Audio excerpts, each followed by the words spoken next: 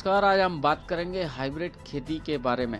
तो आपको बता दें कि हाइब्रिड खेती क्या होती है और कैसे की जाती है, इसके बारे में आज हमको बताएंगे उद्यानिक विभाग से केपीएस किरार, जो हाइब्रिड खेती के बारे में आपको पूरी जानकारी देंगे। इसमें कैसे क्या इस्तेमाल दवाओं का होता है और ये पैदावार कैसे की जाती है, जिससे किसान ज़्यादा से ज़्यादा पैदावार कर रहा है। इन सब जानकारी आपको आज हमारे द्वारा केपीएस किरार जो उद्यानिक विभाग से हैं वो आज आपको देंगे।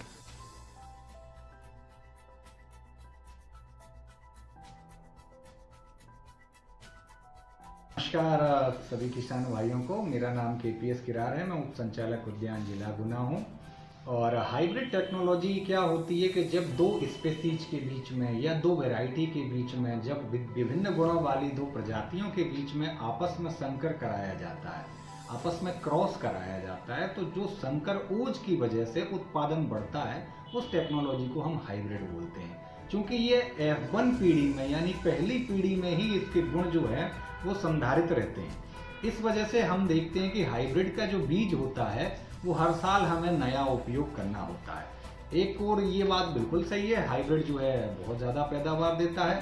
हम आजकल देख भी रहे हैं कि हाइब्रिड बीज का चलन काफ़ी बढ़ गया है और कोई भी प्राइवेट कंपनियां हों वो हाइब्रिड की तरफ इसीलिए जा रही हैं क्योंकि इसमें हर साल बीज किसान को नया लेना होता है। किसान चाहे तो अपने उस बीज को उपयोग नहीं कर पाता, क्योंकि हाइब्रिड बनाने के लिए कहीं ना कहीं ए लाइन और आर लाइन का क्रॉस कराया जाता है। तो इसके बीज जो हैं फिर इनको मेंटेन करना किसान जो है उतनी टेक्निकल चीज़ें नहीं कर पाता है, उसकी आइसोलेशन डिस्टेंस नहीं कर पाता।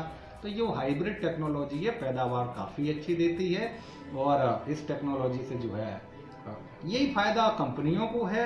इस वजह से वो जो है इस बीज को प्रेफर करती हैं, मार्केट में लाती हैं। सर एक सवाल, हाइब्रिड जो खेती करते हैं इसमें दवाइयों का ज़्यादा इस्तेमाल किया जाता है जी, किया जाता है क्या इसमें दवाई? नहीं, हाइब्रिड के लिए ज़्यादा दवाओं की आवश्यकता ऐसा मुख्य विषय नहीं है।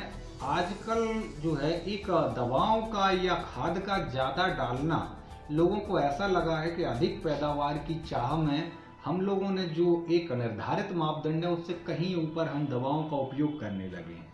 मैंने कई बार किसानों को देखा है तो वो इस अंदेशा में कि आगे इस फसल में ये बीमारी लग सकती है, उनका फिक्स डोज है, वो चलाना ही चलाना, वो दवाई उनको डालना ही डालना है, जबकि वहाँ पर इस तरह का कुछ भी दिखाई आज की डेट में नहीं दे रहा है।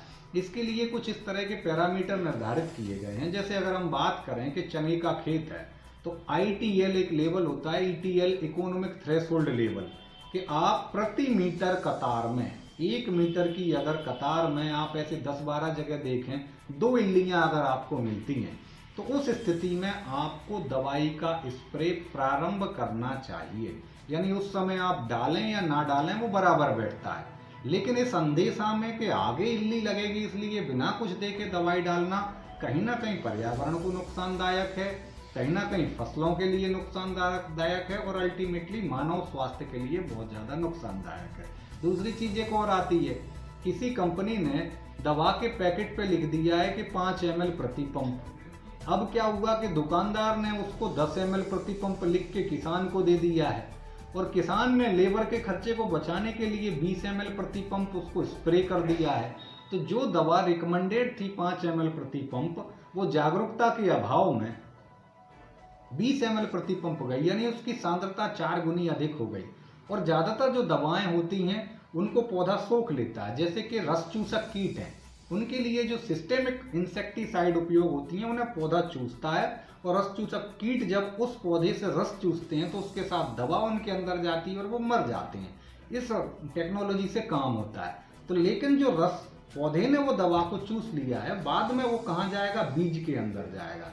और वो जहरीला बीज जो मानव के शरीर में जा रहा है उसके बदौलत जो हम पिछले 40-50 सालों में ये घातक बीमारियां देख रहे हैं, इसमें बहुत बड़ा योगदान इन चीज़ों का है। सर जैसे हाइब्रिड जो सब्जियां भी लगा रहे हैं तो इसमें क्या, जैसे कि पहले जो जैविक लगती थी उसमें ज़्यादा मिनरल्स और विटामिन होते थे, तो हाइब्रिड में भी उतने हैं क्या, कम हैं?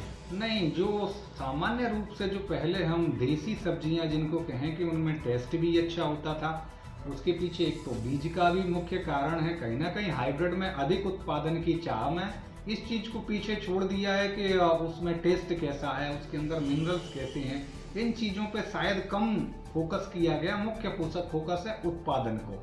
तो उत्पादन तो बढ़ रहा है पर ये चीज़ें कहीं ना कहीं कम है। पर ऐसा नहीं है, हर चीज़ में नहीं है, बहुत सारी चीज़ें हैं जिनमें इस चीज़ को फोकस करके जहाँ पे सब्जी उत्पादन या कोई दूसरी चीज़ ले रहे हैं, जहाँ प्रोटीन कितना है या आप कह रहे हैं विटामिन कितने हैं, मिनरल्स कितने हैं, तो वहाँ पे वो बरकरार भी हैं। पर ज़्यादातर ऐसा देखा गया है कि उत्पादन को विशेष महत्व दिया जा रहा है, वहाँ पे इन चीज़ों की कमी भी है। तो कमी है। हाँ हाँ, ऐसे में अगर हम जो है अगर देसी बीजों का इस्तेमाल कर रहे हैं या फिर हाइब्रिड में भी अगर जैविक तत्वों का समावेश करें तो बिल्कुल काफ़ी कुछ उसकी पूर्ति भी। एक मुख्य कारण केवल बीज का नहीं है, मुख्य कारण है कि हम उसमें रासायनिक उर्वरक और जो रासायनिक कीटनाशी के स्थान पर अगर हम समन्वित खेती करें, इंटीग्रेटेड खेती करें, यानी कि पोषक तत्वों की पूर्ति के लिए जैविक खाद, जिसमें गोबर खाद हो सकता है, कंपोस्ट हो सकता है, हरी खाद हो सकता है, मल्चिंग हो सकती है, जैव उर्वरकों का प्रयोग हो सकता है, इन चीज़ों का समावेश करें।